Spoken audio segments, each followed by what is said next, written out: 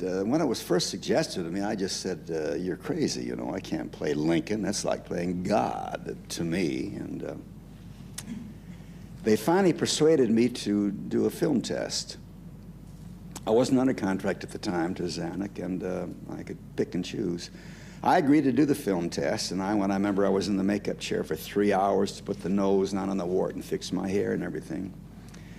And we tested on a sound stage, a little scene with a girl, I don't remember who she was. And the next day I came to the studio with the producer and the writer to see the test.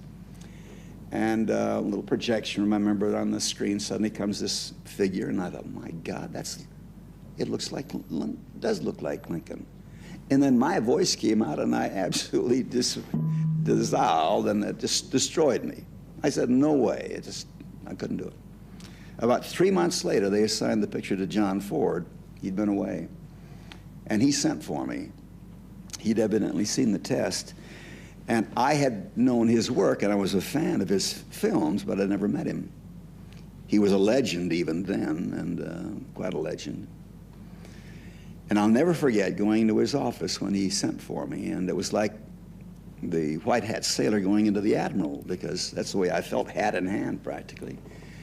And the old man, we always called him the old man, or Pappy, was sitting back of his desk with a slouch hat sort of down like this, and either sucking on the pipe or the handkerchief, you know. And he just sat there and let me stew for a few minutes, and finally he looked up and said, what's all this about you wanting up? He used a lot of language that I can't use on family television. You think it's the great emancipator, huh? He's a young jackleg lawyer from Springfield, for Christ's sake. Anyway, he shamed me into it.